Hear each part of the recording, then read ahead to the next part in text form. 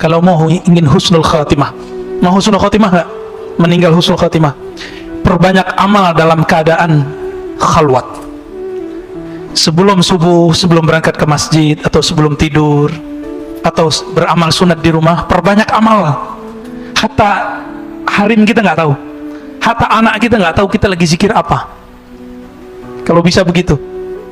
Hatta pasangan kita nggak ngerti berapa jumlah zikir kita. Mungkin dia tahu teknik zikir kita, tapi tidak tahu berapa jumlah zikir kita. Dan jangan pernah keluarkan saya zikir sekian, kecuali ketika seseorang ingin membersihkan dirinya dari selain Allah, maka yang harus dilakukan di awal kali adalah uzlah. Tapi uzlah di zaman ini susah nggak? Susah ya. Paling antum yang bisa kita lakukan, terutama di keramaian kota sekarang, adalah al-khalwah, berkhalwat. Jadi tolong setiap hari, setiap malam menyempatkan waktu bersama Allah sebelum subuh atau sebelum tidur, hatta walau rubu' sa'ah ya, walaupun cuma seperempat jam, kalau bisa setengah jam, kalau bisa 1 jam. Ngapain?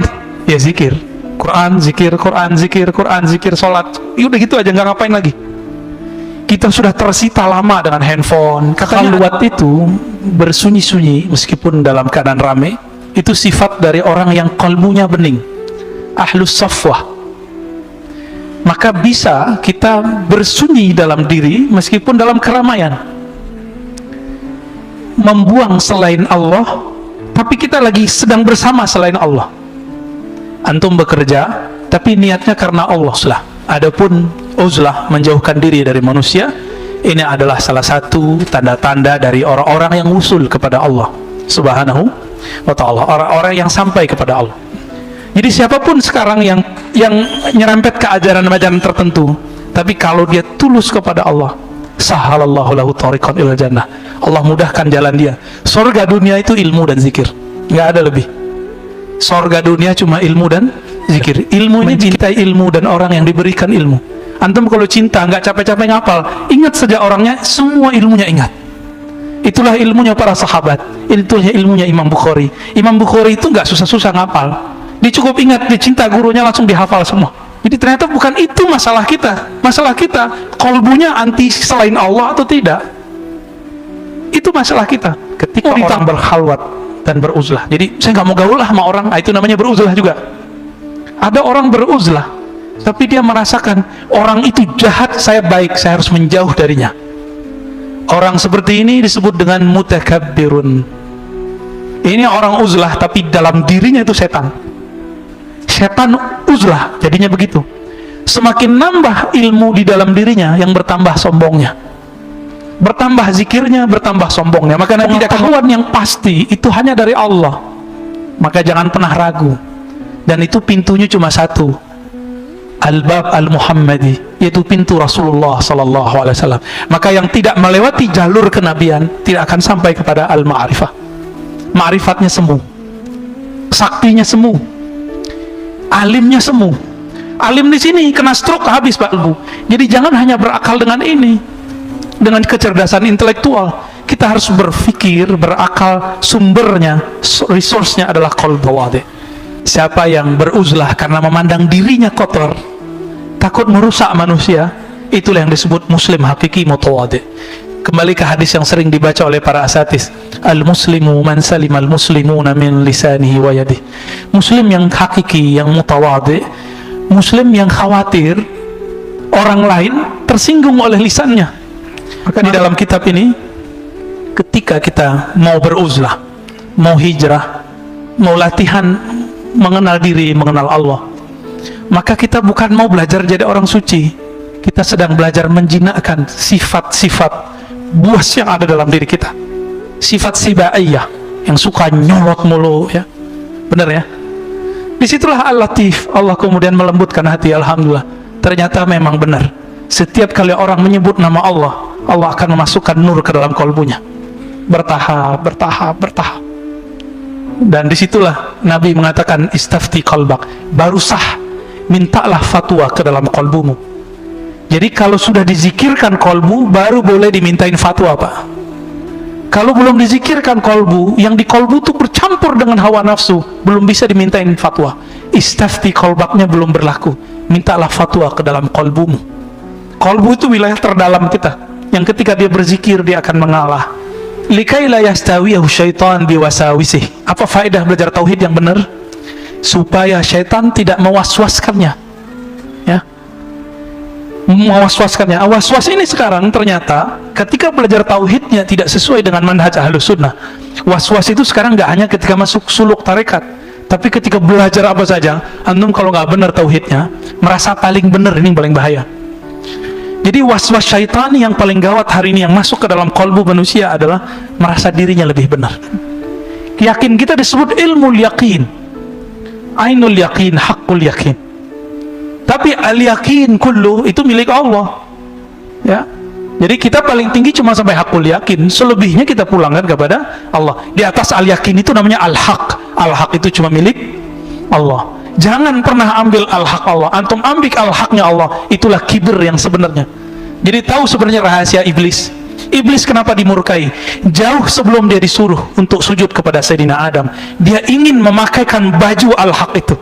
Makna al-haq itu mau dia pakaikan ke dalam dirinya. Maka Allah Ta'ala sudah murka kepada iblis, tapi masih Allah sembunyikan, diuji dengan yang zahir. Adanya Sayyidina Adam, ternyata dia masih sombong, dan dia mengatakan ana khairum, aku lebih baik daripadanya, ya.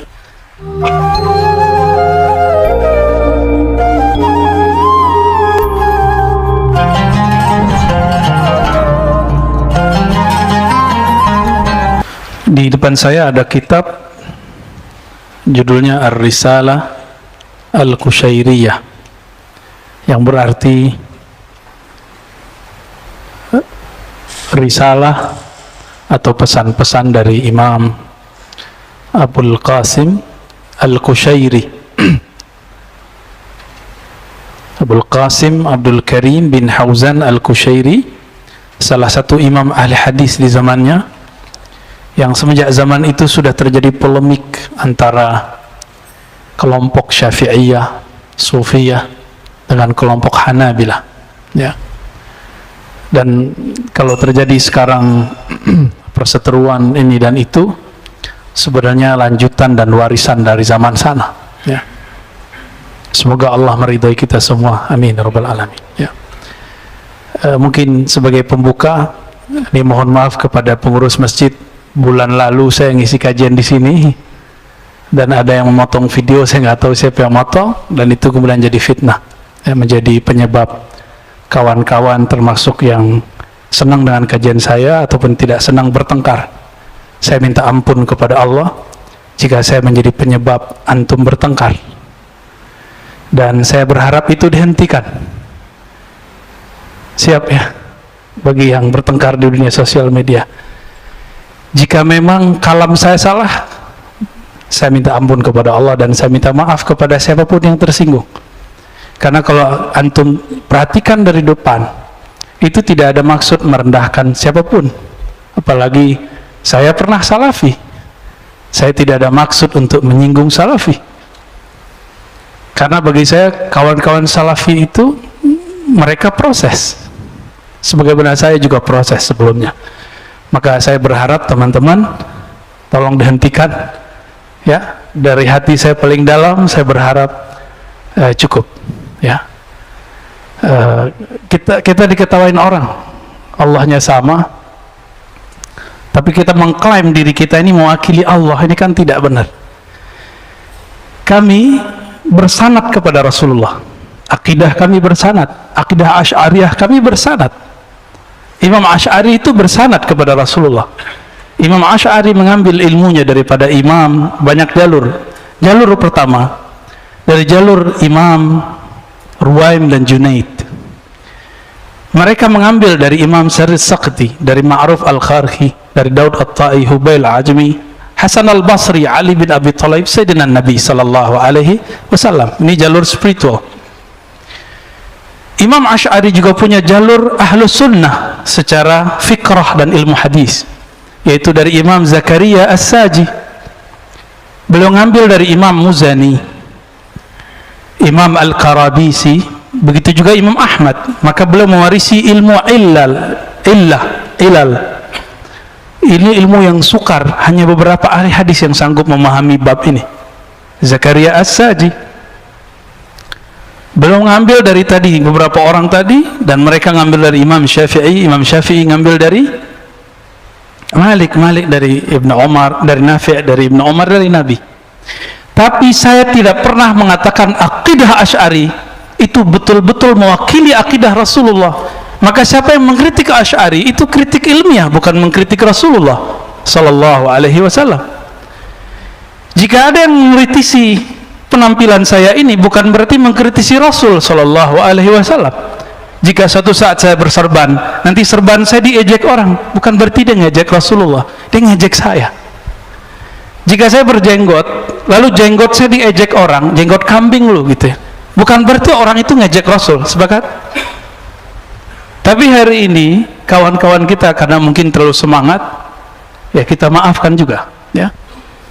Maka saya berharap baik teman-teman yang senang dengan kajian Ahlus Sunnah yang saya riwayatkan ini, ataupun yang tidak senang, tolong tahan diri, fa'fu, beri maaf, lapangkan, ya. Ngapain kita kemudian merusak diri kita dengan perasaan yang tidak baik. Dan teman-teman, dari hati yang paling dalam, kalau beragama itu bersihkan, jinakkan sifat sibaiyah. Sibaiyah ini yang dikatakan dalam Al-Quran, mereka itu seperti kal, anjing. Ada lagi ulaika kal an'am, mereka seperti binatang ternak. Ini harus dijinakkan ketika kita beragama, sehingga kita tidak salah guna, nggak salah guna, ya. Nah, saya melihat antum yang senang kajian saya pun kok ada yang emosi gitu, ya. Padahal kita berpesan, tolong jangan ada emosi. Kalau saya jadi asbab, maka saya minta ampun kepada Allah. Masa antum nggak minta ampun juga kepada Allah, ya? Baik, sepakat ya. Ya, kalau ini bergulir terus, oke, nggak masalah. Kita juga nggak takut mati kok. Ya. Siapa yang takut mati? Cuma kan lucu, sesama Muslim saling membunuh. Ya, di dalam darah saya tidak ada urat rasa takut sama sekali untuk kematian. Karena bagi saya itu pintu ketemu Allah, pintu ketemu Rasulullah Sallallahu Alaihi Wasallam. Jadi jangan coba-coba ancam saya dengan kata bunuh. Kita nggak takut, ya. Para orang-orang yang kenal Allah nggak takut mati, Pak. Kecuali antum nggak kenal Allah Subhanahu wa Ta'ala, ya. Tapi matinya yang terhormat kayak, ya. Masa mati urusan beda faham, lucu, ya. Beragama jangan lucu, beragama itu yang benar. Cukup dunia yang lucu. Ad-dunya itu la'ibun wa lahun, senda gurau, ya lucu-lucuan kalau dunia. Baik. Maka saya tidak mau mengkultuskan apa yang saya ajarkan. Maka siapapun antum yang kritik saya, bukan kritik Allah dan Rasul, itu kritik pemahaman kita dalam memahami riwayat-riwayat ulama Ahlus Sunnah, ya. Antum ada yang marah nggak disebut tasbihnya seperti Yahudi? Ada yang marah nggak? Ada yang marah nggak? Mereka bilang kok tasbih ente kayak Buddha dan Yahudi, itu dikatakan dalam buku-buku zikir mereka. Kita biasa aja tuh, ya. Tapi kenapa tersinggung? Ya mungkin karena potongan itu. Maka yang memotong minta ampun juga lah kepada Allah, ya. Dalam hal ini saya berharap, ya, kita beragama ad-din itu, ya, samhah al-hanifiyah. Beragama itu luas, beragama itu santai, beragama itu tidak ngotot-ngototan. Jangan dikit-dikit ngancem mau apa. Kalau antum merasa benar, ayo kita diskusi. Pintu kita terbuka untuk diskusi. Jangan coba-coba mancing hal-hal jihadis, ya. Kita nggak takut mati kok. Tapi untuk apa? Ya, lucu nanti kalau Muslim membunuh sesama Muslim. Kita tidak mau mengulang kembali kisah Khawarij berbunuh-bunuhan dengan atba' Sayyidina Ali. Kita nggak mau mengulang itu. Sepakat ya? Jadi nggak usah emosi juga kalau ada orang, karena saya tidak butuh dibela, ya. Intan surullah yang surkum, bela cukup Allah. Allah pun butuh dibela enggak. Belalah Allah dalam dirimu, maka Allah akan membelamu. Allah nggak butuh dibela. Allah itu ghaniyun 'anil alamin. Allah itu tidak butuh alam semesta. Kita ini bagian dari alam. Maka perjuangan kita itu bukan untuk membela eksistensi Allah, untuk membela sisi peran atau pengenalan kita terhadap Allah dalam diri kita. Itu maknanya ya, in tansurullah yang surkum. Baik, sudah selesai? Kayaknya jantungnya berdebar-debar nih. Allahumma salli wa sallim wa barik ala nabiyyina Muhammad. Allahumma salli wa sallim. Ahadatu Al-Fatihah. Bismillahirrahmanirrahim. Alhamdulillahirabbil alamin. Arrahmanirrahim. Maliki yaumiddin. Shiratal ladzina an'amta 'alaihim ghairil maghdubi 'alaihim waladdallin. Kita masuk bab al-khalwah wal 'uzlah. Bab menyepi, berdiam diri ya, bersunyi-sunyi, itu khalwah. Wal 'uzlah menyepi. Nah, jangan kebalik. Khalwat sudah jadi bahasa Indonesia, berkhalwat, mojok. Ini beda. Berkhalwat di sini, berkhalwat untuk Allah Subhanahu wa ta'ala. Uzlah menjauhkan diri dari manusia. Dua hal yang berbeda. Khalwat bisa dalam keramaian, tapi uzlah mesti dalam kesunyian, kesepian, tidak ada orang. Ini beda khalwat dan uzlah ya. Di sini ada hadis yang sangat panjang. Kata Nabi SAW, maknanya sesuai dengan beberapa hadis di Sahih Muslim. Inna min khairi ma'aishin nas kullihim rajulan akhizan bi'anani farasih fi sabilillah. Orang yang terbaik itu adalah orang-orang yang mempunyai kendaraan lalu dia bawa fi sabilillah. Kemudian dikatakan di tengahnya, in sami'a faz'atan aw hay'atan kana ala matni farsi yabtaghi al-mauta aw al-qatla fi mazanni aw rajulan fi ghanimati lahu fi ra'si sha'fatin min hadhihi ash-shu'af aw fi batni wadi min hadhihi al-awdiyah yuqimu as-salata wa yu'ti az-zakata ya'budu rabbahu hatta ya'tiyahu al-yaqin laysa min nas illa fi khair. Ini terjemahan bebas saja ya, karena kalau terjemah harfiah takut nggak bisa dipahami.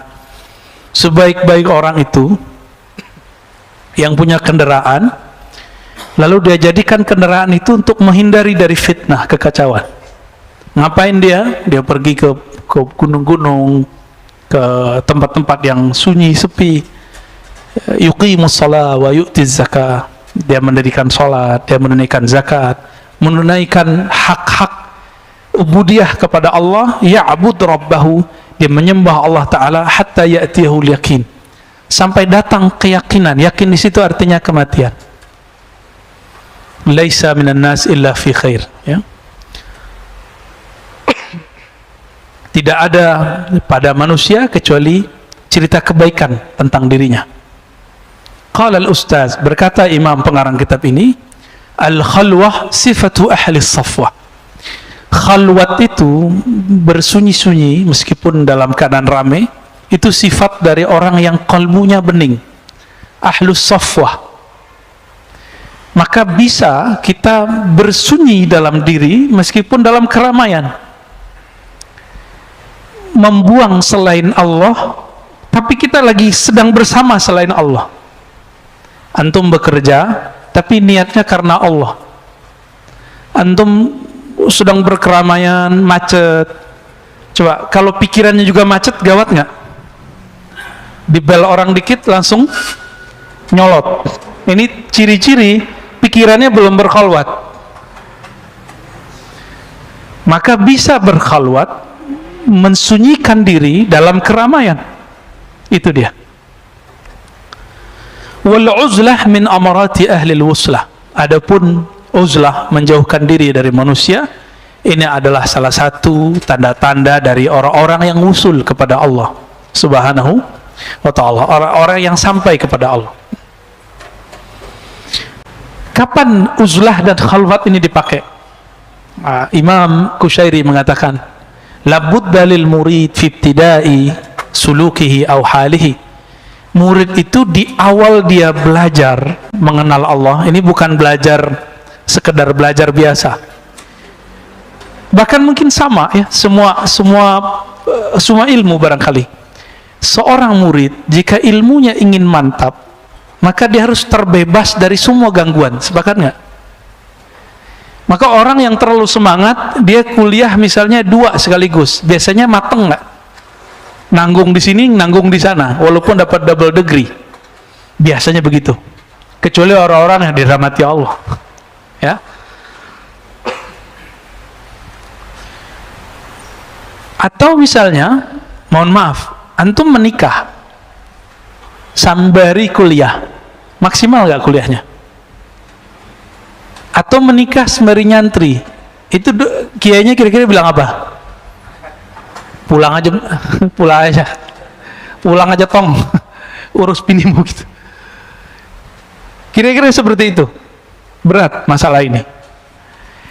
Itu sebabnya Syekh Yasin Al-Fadani, ulama kita tapi lahir di Mekah, Mbah Maimun Zubair itu murid beliau. Syekh Abdul Hamid Ad-Dari di Jakarta Selatan itu murid beliau. Syekh Abdul Razak, Kiai Abdul Razak di Kudingan Mampang itu murid beliau. Ada banyak sekali ya, sangat-sangat banyak. Kalau disebut satu-satu murid beliau itu banyak sekali. Nama gurunya yang tertulis 400, tapi nama muridnya saya nggak bisa hitung berapa, ya, 400 ribuan kali ya, wallahu alam. Sangat-sangat banyak ya. Saya berguru kepada murid beliau, Abu Ya Syekh Kiai Haji Ahmad Marwazi. Sekedar setoran baca kitab, dapat ijazah, seakan-akan beliau membaca di depan gurunya, kita mengulang kisah itu kembali. Seperti dulu Imam Bukhari membaca hadis di depan Imam Ahmad, Imam Ishaq, Imam Humaidi. Nah, kita mencoba merawat itu, karena bagi kita mengikuti ulama terdahulu salafus soleh dengan cara menghidupkan tradisi itu. Bukan sekedar ngomong hadis ini Sahih Bukhari, enggak cukup. Itu namanya takhrij hadis. Tapi dengan membaca depan guru, ya. Dulu kita pernah mau buat itu di sini, tapi belum kesampaian ya. Buat kajian Sahih Bukhari, masing-masing antum punya walaupun PDF ya. Pelit. Ya. Pulsa beli terus, rokok beli terus. Tapi giliran kitab Sahih Bukhari nggak punya di rumah. Nggak murid saya kalau nggak punya Sahih Bukhari di rumahnya. Beli Sahih Bukhari walaupun ringkasan. Minimal PDF. Ya, minimal aplikasi. Punya lah ya. Masa nggak punya? Katanya ikut Ahlus Sunnah ya. Biar setiap hari kita terprogram membaca hadis Nabi sallallahu alaihi wasallam. Malu ke Imam Bukhari. Imam Bukhari itu ngejar satu hadis bisa 5 bulan. 1400-an kilometer. Nanti antum nggak perlu nyari, kita anterin hadisnya. Kita anterin ke masjid-masjid. Karena sekarang marhalahnya marhalah dakwah, sedangkan marhalah beliau itu marhalatur riwayah. Belum meriwayat. Maka harus dicari marahnya original, yang valid, yang sahih. Sekarang kita tinggal menikmati supaya pemahaman kita valid, aman, tidak dimasuki oleh hawa nafsu. Maka kita riwayatkan pemahaman itu dari guru kita, itu disebut dengan sanad ijazah. Maka zaman ini bukan sunnat bersanad, wajib. Karena banyak orang mengklaim hari ini ahlu sunnah, tapi sanadnya tidak jelas. Belum lama ini dari luar negeri ada sahabat kita ngirim, Ustadz, ini ada teman saya, dia membid'ahkan akidah Asy'ariyah, membid'ahkan bermazhab, membid'ahkan tasawuf, lalu kemudian menyebutkan sanadnya. Dikirimlah sanadnya. Ternyata sanadnya kepada ulama, ada di Timur Tengah sana, Al-Utsaimin. Al-Utsaimin ngambil dari gurunya ngambil dari Umar Hamdan. Umar Hamdan siapa? Umar Hamdan seorang mursyid tarekat Sufiyah. Dia berakidah Asy'ariyah, bermazhab Maliki. Sampai ke atas semuanya orang ahlu sunnah wal jamaah. Jadi semua aliran apapun hari ini, sanadnya pasti nyambung kepada imam-imam yang 3 kategori itu yang kita sudah sering ulang-ulang. Siapa ahlu sunnah? Berakidah Asy'ariyah, ahlu sunnah wal jamaah atau Maturidiyah, bermazhab yang 4, bertasawuf yang bersanad sahih. Kita ulang-ulang biar jadi hafal ya.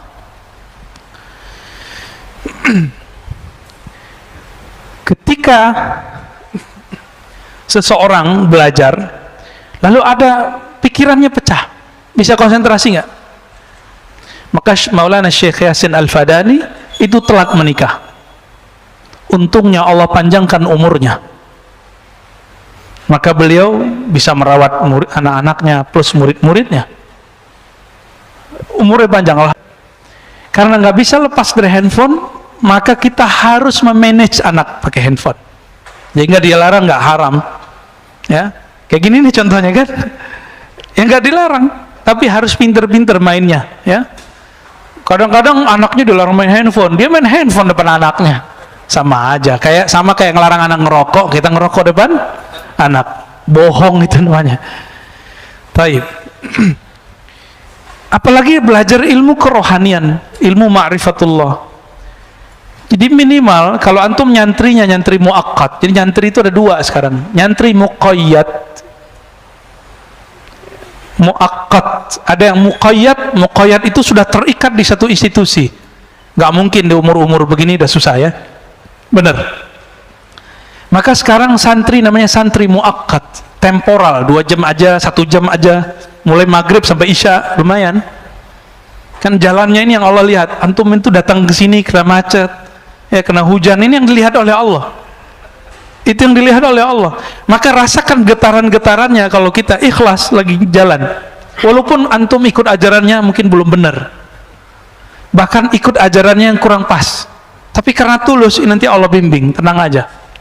Jadi siapapun sekarang yang nyerempet ke ajaran-ajaran tertentu, tapi kalau dia tulus kepada Allah, sahalallahu lahu tariqan ilal jannah, Allah mudahkan jalan dia. Surga dunia itu ilmu dan zikir, nggak ada lebih. Surga dunia cuma ilmu dan zikir. Ilmu ini bikin orang lupa sama istrinya, sama suaminya, sama anaknya, sama makannya. Coba aja nanti ngaji. Kita buat kajian di Ribat, mulai dari jam 4 selesai jam 10 ngobrolnya, belum makan itu. Pas sudah selesai baru pada sendawa-sendawa semua, lupa makan. Jam 4 sampai jam 10 berapa jam tuh? 6 jam, ya. Kok bisa? Itu ruhnya sedang makan. Ashabul Kahfi, kenapa mereka bisa tahan tertidur lama tapi terasa sebentar? Karena mereka tidur dengan Allah Subhanahu wa taala yang memberi nutrisi rohani kepada kalbu mereka. Ya. An-nasu niyam idza matu intabahu. Orang itu semuanya tertidur. Kalau mereka mati, kalau mereka tertidur barulah tuh bangun. Ya. Baik. Jadi minimal ketika santri muakkad, nanti handphonenya nggak diaktifin ininya, deringnya, ya, datanya, gitu ya, supaya nggak terganggu. Walaupun 2 jam, 1 jam setengah, tapi dilihat oleh Allah. Kan yang Allah lihat kolbu. Ada santri masuk ke pesantren, tapi hatinya di rumah. Ya, saya baru nyantri ketika kuliah, pesantren mahasiswa, khusus hadis. Jadi gelar LC saya bukan LC Timur Tengah, ya, saya luruskan. Maka saya nggak pakai doktor MA aja dipakainya. LC itu kalau mau ngajar hadis baru saya pakai, karena LC di situ adalah lisens dalam mengajarkan kutubus sittah, hadis-hadis Sahih Bukhari, Muslim, Abu Daud, Tirmizi, yang mungkin jurusan doktor hadis pun belum khatam itu. Maka LC kita bukan LC S1 itu, bukan S1 Timur Tengah, enggak. Tapi prinsip ngajinya memang dari sana, ya. Itu yang dipakai oleh Syekh Yasin dulu setiap Ramadan beliau khataman. Ya, yang dipakai oleh Syekh Ali Mustafa dulu di Riyadh, ya, oleh masyayikh kita dari dulu. Jadi jangan salah paham, ya. Saya cuma belajar kepada ulama Suriah, ulama Yaman, ulama India, ulama Mesir secara informal. Tapi ketika saya belajar, hati saya full bersama beliau. Maka setiap gerak-gerik beliau itu selama dari 2006, 2007, 2008, itu saya nggak bisa menghilangkan dari memori pikiran ini. Jelas gitu, kayak slow motionnya kelihatan. Maka apapun yang beliau ajarkan itu nggak bisa saya lupakan. Kuncinya satu, mahabbatul ilm wa sahibul ilm. Mencintai ilmu dan orang yang diberikan ilmu. Antum kalau cinta nggak capek-capek ngapal, ingat saja orangnya, semua ilmunya ingat. Itulah ilmunya para sahabat, itulah ilmunya Imam Bukhari. Imam Bukhari itu nggak susah-susah ngapal, dia cukup ingat, dia cinta gurunya langsung dihafal semua. Kalau kita gimana? susah mencintai guru ya. Bukan cinta nafsi ya, bukan. Ini cinta ruhiyah, cinta secara rohani. Baik. Ketika seseorang ingin membersihkan dirinya dari selain Allah, maka yang harus dilakukan di awal kali adalah uzlah. Tapi uzlah di zaman ini susah nggak? Susah ya, paling antum harus ke Sumatera dulu, suluk tarekat, atau ke Yai Syakur di Indramayu ya. Udah ribet hari ini mencari tempat suluk, tempat beruzlah, sudah susah. Maka yang bisa kita lakukan terutama di keramaian kota sekarang adalah al-khalwah, berkhalwat. Jadi tolong setiap hari, setiap malam menyempatkan waktu bersama Allah sebelum subuh atau sebelum tidur, hatta walau rubu' sa'ah ya, walaupun cuma seperempat jam, kalau bisa setengah jam, kalau bisa 1 jam. Ngapain? Ya zikir Quran, zikir Quran, zikir Quran, zikir sholat. Ya udah gitu aja, nggak ngapain lagi. Kita sudah tersita lama dengan handphone, katanya anti Cina, tapi handphonenya Cina ya. Anti Amerika, handphonenya Apple. Jadi ternyata bukan itu masalah kita. Masalah kita, kolbunya anti selain Allah atau tidak. Itu masalah kita. Mau di tangannya Apple atau Oppo. Oppo bahasa Jawa kali ya. Tapi hati-hati teman-teman. Ketika orang berkhalwat dan beruzlah. Jadi saya nggak mau gaul lah sama orang, itu namanya beruzlah juga. Ada orang beruzlah, tapi dia merasakan orang itu jahat, saya baik, saya harus menjauh darinya. Orang seperti ini disebut dengan mutakabbirun. Ini orang uzlah, tapi dalam dirinya itu setan. Setan uzlah, jadinya begitu. Semakin nambah ilmu di dalam dirinya, yang bertambah sombongnya. Bertambah zikirnya, bertambah sombongnya. Maka nanti dia akan ngomong orang, ente zikirnya berapa? Gua zikir berapa? Saktian mana kita? Nanti ngomongnya gitu Pak. Adu ma'rifat kita. Emang ma'rifat apaan sih? Kok bisa diadu-adu?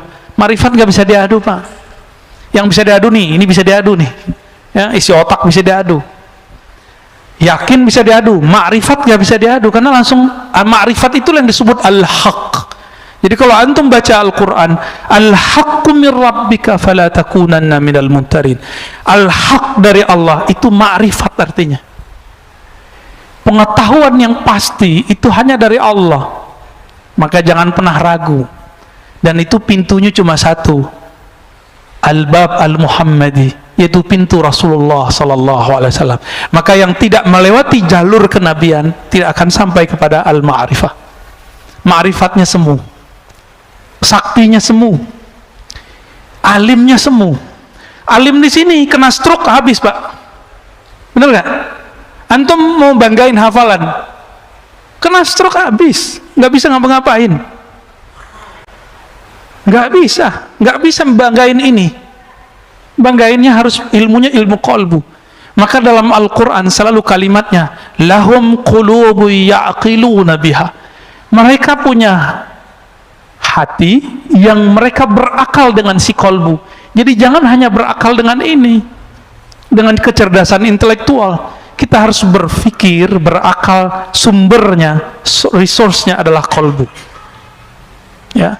Kalau saya mau pakai akal-akalan Pak, saya mungkin debat tiap hari ya. Tapi apa untungnya debat? Kalau kita menang emang orang ikut kita?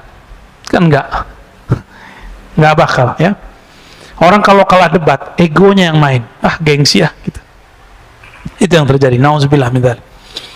Jadi kita pun kalau menghindari satu komunitas, bukan karena komunitas itu kita anggap akan menyakiti atau akan merusak diri, tapi kita mengatakan, jika aku masuk suatu komunitas ini, mungkin akulah penyebab mereka rusak. Ini baru orang mutawadhi', baru uzlahnya benar. Jadi uzlah zaman now adalah tidak masuk ke dalam komunitas yang membuat kita terpapar dunia, membuat kita melenceng dari akhirat, melenceng dari Allah subhanahu wa ta'ala. Nah, ketika kita menjauhi komunitas begitu, bukan kita menuduh mereka, tapi kita menuduh diri sendiri. Kalau aku ada di sana, mungkin akulah penyebab mereka cinta dunia. Ini bedanya, ya.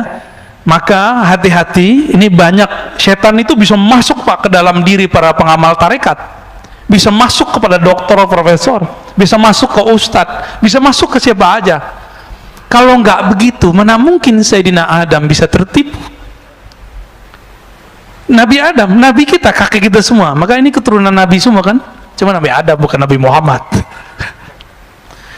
Karena kita semua ini keturunan Nabi Adam, kesalahan itu akan berulang. Syaitan itu selalu berbicara pelan.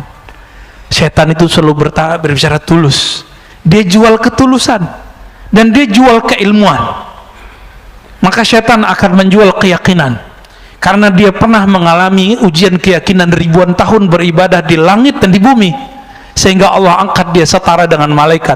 Fasjudu li Adama, ujiannya diuji sujud ke Adam, dia nggak mau. Kenapa? Di kalbunya ada kesombongan yang menyala-nyala. Ini dalam diri kita ada kesombongan nggak menyala-nyala? Kalau ada orang sedikit senggol kita marah, ya, kita mau bunuh orang itu Pak jadinya. Tapi kalau kita merasa bukan siapa-siapa, jika ada orang mau nyerang kita, ya kita maafin. Mungkin dia salah faham, ya. Rasulullah Shallallahu Alaihi Wasallam melakukan itu berkali-kali, ya, dicaci maki segala macam, bahkan dibentak, ya. Yang paling sedih itu Nabi dibentak oleh sahabat tercintanya Umar. Tapi Nabi faham Umar lagi galau. Apa kata Sayyidina Umar radhiyallahu ta'ala anhu? Belum lagi galau. Rasulun anta, ente bener Rasul nggak sih? Antum coba ngomong sama aneh, ente beneran Ustadz nggak sih? Kalau saya baper, saya tersinggung. Tapi kalau saya faham antum, saya nggak akan marah. Nah, itu bagaimana dewasanya Rasulullah. Nabi biarkan Umar berkembang, ternyata beliau menjadi pewaris Rasulullah Sallallahu Alaihi Wasallam. Jadi kadang-kadang orang-orang yang benci sama kita hari ini, yang marah sama kita hari ini, siapa tahu nanti menjadi orang yang sangat cinta kepada ilmu yang kita kembangkan. Amin ya rabbal alamin. Jadi jangan bawa nafsiyah ego diri. Ya, yang kita kedepankan Allah Subhanahu wa taala. Maka beliau mengatakan, ya, wa man istasghara nafsahu fahuwa mutawadhi. Siapa yang beruzlah karena memandang dirinya kotor, takut merusak manusia, itulah yang disebut muslim hakiki mutawadhi. Kembali ke hadis yang sering dibaca oleh para asatis, al-muslimu man salimal muslimuna min lisanihi wa yadihi. Muslim yang hakiki, yang mutawadhi, muslim yang khawatir orang lain tersinggung oleh lisannya. Maka saya katakan tadi, jika teman-teman salafi tersinggung oleh kalam saya, maafkan saya, ya. Jika teman-teman tarekat sufi tersinggung dengan kalam saya, tolong maafkan saya. Jika teman-teman yang ahli dalam ilmu apa kurang berkenan dengan saya, mohon maafkan saya, supaya masalah kita selesai di dunia. Lewat dari itu, antum mau debat, ayo kita debat, ya. Antum mau adu kitab, ayo kita adu kitab. Tapi unsuran benci, sakit hati, tolong dibuang dulu. Kalau enggak, kita enggak usah berdiskusi, ya, enggak usah berkalam, enggak ada manfaatnya. Gimana? Antum ketika tidak masuk yang disebut hijrah, ya, ini jebakan setan nih ketika hijrah. Aku mau hijrah deh dari kelompok ini, komunitasku, di situ orangnya jahat-jahat, di situ orangnya kotor-kotor. Kalau itu yang ada, fa'anta mutakabbirun, maka kamu pewaris setan, pewaris iblis. Di dalam dirimu ada sifat permanen iblis, yaitu sombong. Jadi kepada teman-teman saya yang sedang merasakan dirinya hijrah, jangan berpikir bahwa orang-orang yang kita tinggalkan itu orang-orang jahat. Kita katakan, mungkin akulah penyebab mereka jahat. Dari mana ilmu ini? Dari Sayyidina Adam. Siapa lagi kita berguru kalau ke Al-Quran? Apa kata Sayyidina Adam ketika beliau berhasil dijebak oleh iblis? Apa kata Nabi Adam? Ya Allah, iblis yang disalahkan. Begitu enggak? Hah? Emang begitu? Enggak. Apa katanya? Rabbana zalamna. Ya Rabb, aku yang salah, kami yang salah. Ini ilmu Nabi Adam, Pak. Mau dapat ilmu Nabi Adam? Kalau ada masalah, dia nggak nyalain orang, dia nyalain diri sendiri. Ketika ketika ada masalah nggak childish. Jadi dua aja di dunia, childish dan sombong. Ini karakter orang yang suka nyalahin orang. Kalau di dunia kerja, satu tim nggak mau salah, dia salahin tim yang lain atau temannya. Maaf bos, ini bukan karena saya, tapi karena si Anu nih, lupa nih. Nggak mau mengaku kesalahan. Kalau dalam dunia keilmuan, kiber. Kalau tadi childish, sombong. Ya, orang sombong nggak mau ngaku kalah dan nggak mau ngaku salah. Ngaku kalah dan salah ini dua hal yang berbeda, dan itu paling berat. Ya, paling berat. Jadi antum kalau diajak berantem orang ngaku kalah aja. Masih ingat cerita anak Nabi Adam? Ini turun. Jadi sifat Nabi Adam ketika turun ke anaknya, Habil dan Qabil. Siapa yang mengaku kalah? Habil. Apa kata Habil? Jika memang nyawaku membuat engkau bahagia, ambil. Ada nggak antum yang begitu? Atau di dalam diri kita masih ada yang kebuasan? Buas. Saya rasa ini yang perlu dijinakkan. Ya. Coba jinakkan dulu itu. Maka di dalam kitab ini, ketika kita mau beruzlah, mau hijrah, mau latihan mengenal diri, mengenal Allah, maka kita bukan mau belajar jadi orang suci. Kita sedang belajar menjinakkan sifat-sifat buas yang ada dalam diri kita. Sifat sibaiyah yang suka nyolot mulu, ya. Bener ya? Ini asu aja tapi kok nyolot. Ini nggak asu aja ini. Coba, aneh nggak senam antum itu kalau membalasin orang-orang itu kemudian berkata kasar. Kul khairan aw liyasmut. Katakan khairan. Khairan itu beda dengan hasanan. Khairan itu pilihan kata yang baik. Kalau hasan itu mungkin baik aja, indah aja. Tapi khairan, tidak semua yang indah menurut kita indah menurut orang. Mungkin saya kurang khairan sehingga antum bertengkar, ya, sehingga di sosmed terjadi begitu, ya. Maka atubu ilallah. Jadi malam tadi saya zikir, ya Latif, ya Latif, ya Latif, ya Latif, ya Latif, ya Allah yang Maha Latif. Ini saya berjuang untuk mengeksiskan ajaran engkau, atau saya mengeksiskan saya, mazhab saya, manhaj saya.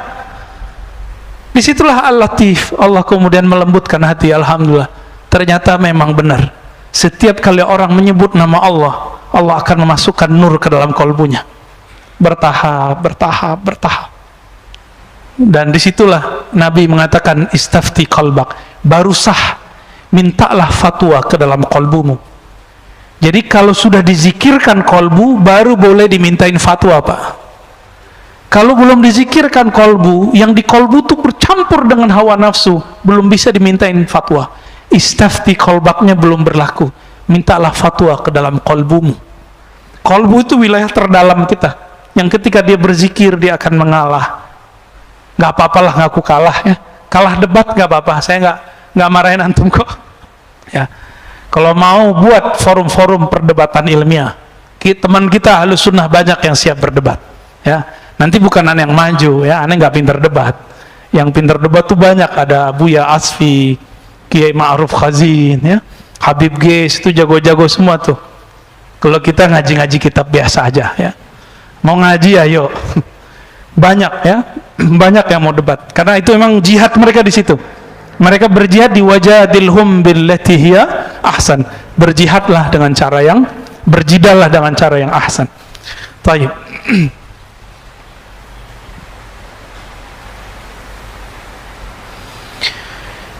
Ada orang berkhalwat, nyepi ke Gunung Salak, tapi karena tauhidnya tidak benar, apa yang terjadi?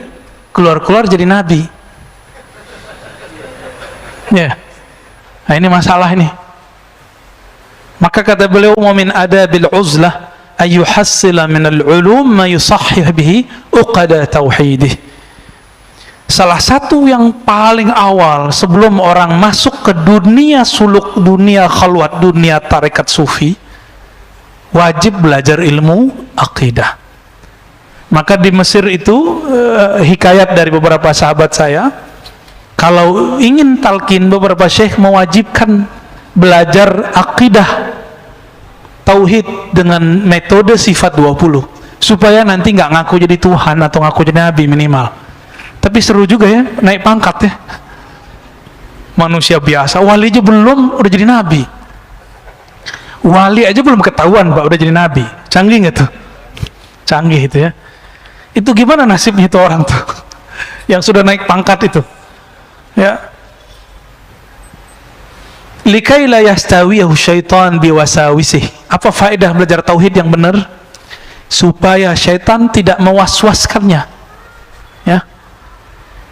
Mewaswaskannya. Waswas ini sekarang ternyata ketika belajar tauhidnya tidak sesuai dengan manhaj ahlus sunnah.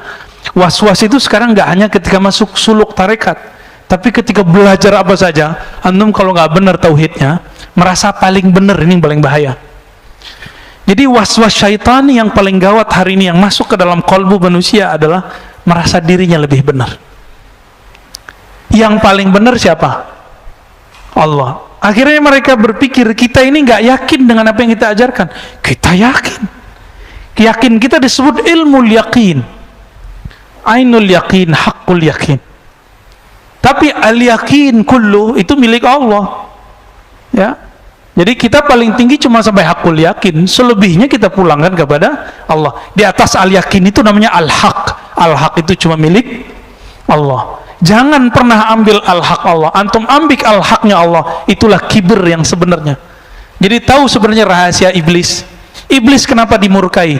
Jauh sebelum dia disuruh untuk sujud kepada Sayyidina Adam, dia ingin memakaikan baju al-haq itu. Makna al-haq itu mau dia pakaikan ke dalam dirinya. Maka Allah Ta'ala sudah murka kepada iblis, tapi masih Allah sembunyikan, diuji dengan yang zahir. Adanya Sayyidina Adam, ternyata dia masih sombong, dan dia mengatakan ana khairum, aku lebih baik daripadanya, ya.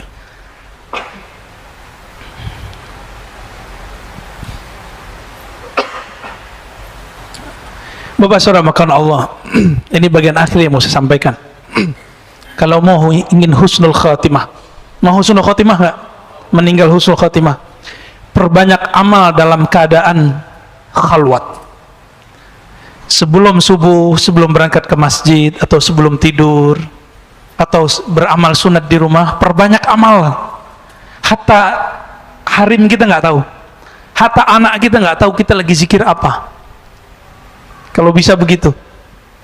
Kata pasangan kita nggak ngerti berapa jumlah zikir kita. Mungkin dia tahu teknik zikir kita, tapi tidak tahu berapa jumlah zikir kita. Dan jangan pernah keluarkan saya zikir sekian, kecuali antum jadi guru lalu ingin memotivasi murid. Jangan pernah.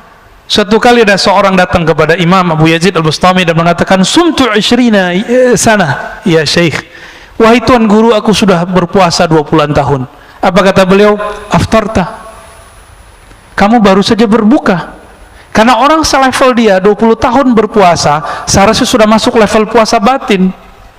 Puasa ruhani, yaitu tidak memamerkan amalan depan orang. Maka kalau pengajian, ya, nggak usah pasang postingan lagi kajian nih, gitu. Kalau dulu unik, lagi dengerin azan di Masjidil Haram, lagi dengerin azan nih, pakai J lagi azan di Masjidil Haram. Allahu Akbar. Nggak usah, ya. Bangun tidur malam hari, bangunin teman. Bangun dalam hati nggak selamat, biar teman tahu aku udah bangun duluan. Hati-hati. Mainannya setan halus tapi nyata. Halus tapi nyata. Itu beda halus dengan nyata dengan tampak. Tampak ini pasti dia fisik. Tapi kalau nyata kadang-kadang dia halus, tapi terasanya jelas. Rasakan saja dialog hati kita bertengkar ketika kita mau pamer. Benar ya? Itu yang pertama. Yang kedua, teman-teman, tunjukkan kepada Allah bahwa kita hambanya, baik dalam sunyi ataupun keramaian. Itu sama. Ini ciri-ciri orang yang lulus khalwat. Walaupun tidak khalwat 40 hari, tapi antum lakukan ini setiap hari. Mencoba kualitas zikir dan amalnya sama ketika sendiri dan sama ketika bersama orang. Insya Allah ini sudah berhasil disebut khalwah dar anjuman, kata Syekh Naqsyaband. Berkhalwat dalam keramaian. Al-khalwah fil jalwah, begitu kata Maulana Imam Khalid, ya. Ad-Dimashqi Al-Baghdadi, berkhalwat tapi dalam keramaian. Inilah ajaran Imam Ghazali yang dia wariskan dari Abu Ali Al-Farmadi, bersambung kepada Rasulullah sallallahu alaihi wasallam. Maka sebaik-baik orang bukan yang menjauh dari manusia, tapi sebaik-baik orang yang dia bergaul dengan manusia tapi kalbunya tetap bersama Rabbun Nas, Allah Subhanahu wa taala. Panitia apa? Ini sampai ba'da azan masih lanjut? Masih lanjut ya? Oh ya, saya ingat saya begitu ya. Lalu ketika antum berkhalwat ya, berarti kita lanjut dulu deh. Ada wali cerita, ini kan sempat rame sebelum puasa. Ada seorang Habib dibully karena dia cerita tentang gurunya atau Habib Fulan bisa bertemu Allah 40 hari sehari semalam gitu ya. Apakah itu cerita baru, cerita lama? Itu sebenarnya sudah banyak di kitab. Cuma orang yang jarang baca kitab menganggap itu aneh. Saya mau tanya, antum masih ingat hadis al-ulama warasatul anbiya? Ulama pewaris para nabi. Nabi Adam ketemu Allah nggak? Ketemu Allah. Nabi Musa dialog dengan Allah nggak? Dialog. Nabi Isa, Nabi Muhammad, semua nabi itu punya pertemuan dengan Allah dengan cara yang berbeda. Yang sempurna cuma Nabi Muhammad, sama sendal-sendalnya dibawa ke aras. Ini bedanya. Nabi Musa pingsan dulu baru merasakan hadirnya Allah. Padahal Nabi Musa sudah berdialog dengan Allah berhari-hari, 40 hari. Nah, di sini dikatakan yuhka an Abi Yazid. Jadi Abu Yazid ketika berkhalwat, Abu Yazid ini ulama salafus saleh, wafat tahun 261 Hijriah, sama dengan Imam Muslim, pengarang Sahih Muslim. Apa kata beliau? Ra'aitu Rabbi azza wa jalla fil manam. Aku melihat Allah Ta'ala dalam mimpi. Mungkin nggak? Dalam mimpi loh. Mungkin. Coba kalau nggak percaya, buka kitab Ta'bir Mimpi karya Ibnu Sirin, An-Nablisi dan banyak ulama. Ada di situ ru'yatullah, melihat Allah Subhanahu wa taala. Fakultu kaifa ajiduka? Lalu aku bertanya, ya Allah, bagaimana cara aku menemukanmu, bertemu denganmu? Faqal fariq nafsak wa ta'al. Hai Abu Yazid, farik nafsak, tinggalkan egomu, nafsiyahmu, ta'al, ayo kita ketemuan.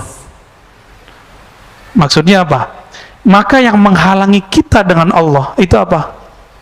Nafs, angan-angan, masa sih gak mungkin zikir 100 kebanyakan, apalagi dikasih 1000. Apalagi antum kena racun bilang zikir 1000 bid'ah ya salam. Azan dulu ya. Azan dulu, kita lanjut tanya jawab. Fadhal muazzin.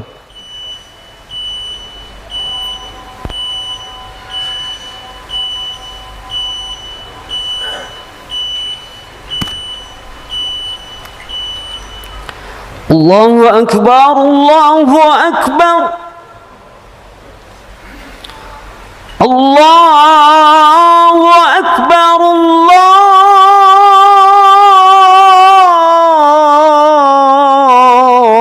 Allahu akbar. Asyhadu an la ilaha illallah.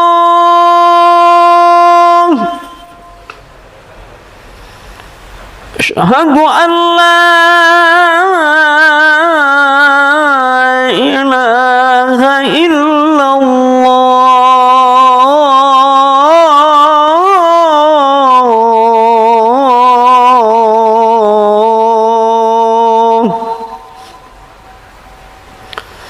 Asyhadu anna Muhammadar Rasulullah.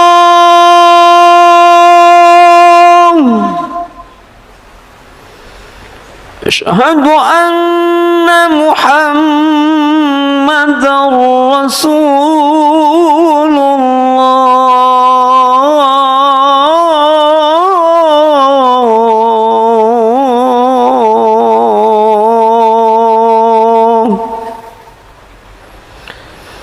حي على الصلاة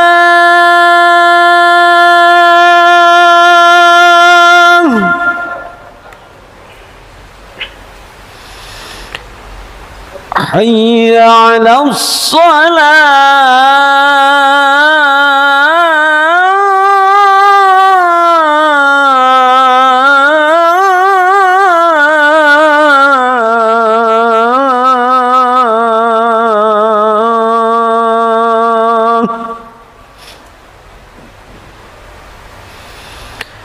حي على الفلاح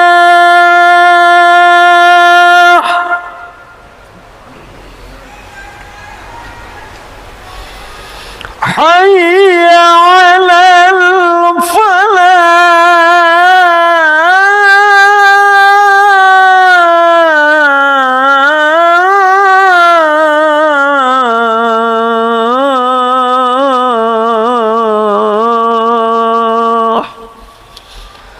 الله أكبر الله أكبر لا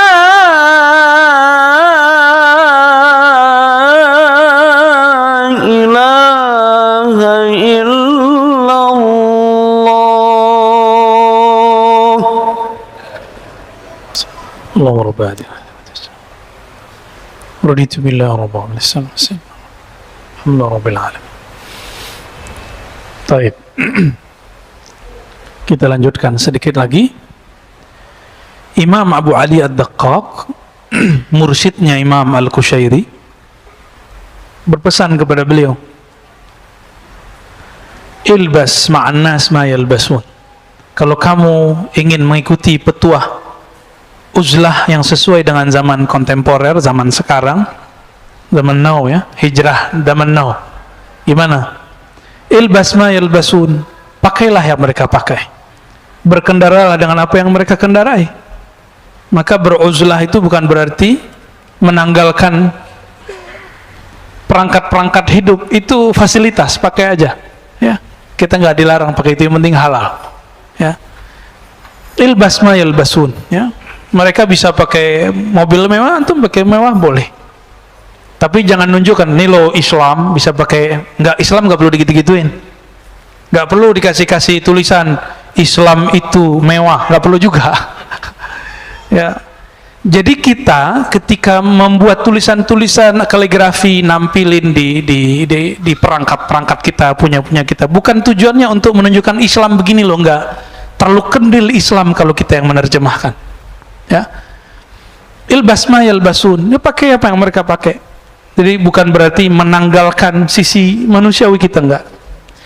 Watanawal mimma yakulun, makanlah apa yang mereka makan. Mereka jalan-jalan, kamu jalan-jalan, ya. Tapi satu, wanfarid anhum bisir, tapi sir kamu tolong jangan terkontaminasi oleh apa yang kamu pakai, apa yang kamu makan, gaya hidup, lifestyle itu. Bisa nggak kira-kira? Bisa, serius. Aneh belum bisa. Masih belajar. Tapi kalau kita belajar, mau belajar, ya sama-sama kita berlatih. Maka setiap hari teman-teman, biar sukses di sini, ketika memakai apa yang mereka pakai, kita punya pakaian, punya rumah, punya ini, punya itu, niatkan, ya Allah, aku ingin menunjukkan rasa syukurmu kepada Engkau. Karena Allah suka melihat bekas nikmatnya itu nempel pada diri kita. Jadi antum belum bersyukur kalau belum pakai nikmatnya. Pakai ya. Jadi jangan sembunyiin. Zuhud bukan berarti menanggalkan perangkat-perangkat kemewahan itu. Makanya Nabi itu setiap istrinya ada rumah. Setiap rumah itu ada khadamnya. Setiap istri Nabi diberikan kendaraan.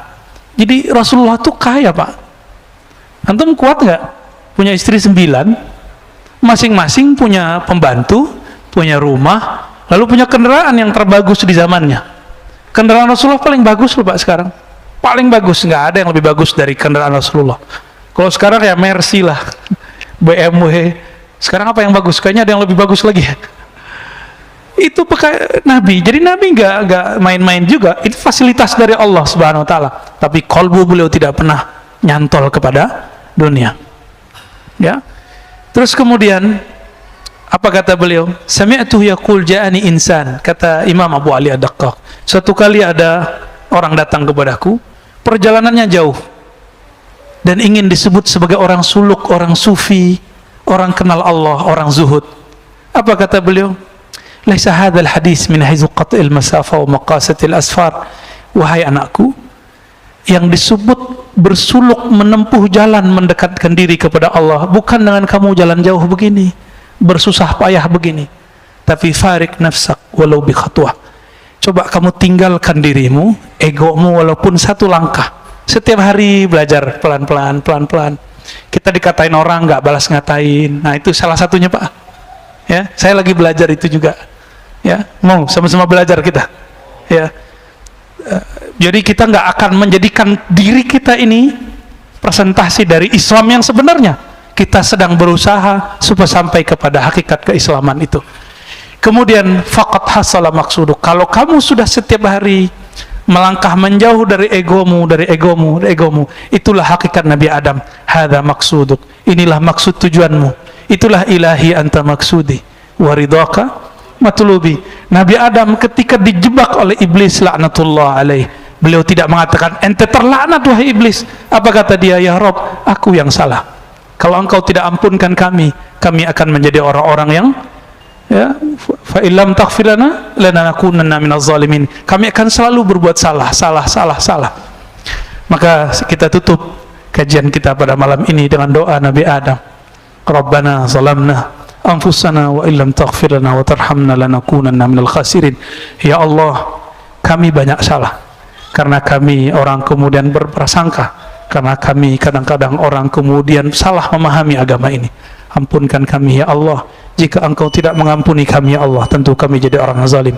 Rabbana atina fid dunya hasanah wa fil akhirati hasanah wa qina adzabannar. Sallallahu ala nabiyina Muhammad walhamdulillahirabbil alamin. Subhanakallahumma wa bihamdika asyhadu an la ilaha illa anta astaghfiruka wa atubu ilaik. Assalamu alaikum warahmatullahi wabarakatuh.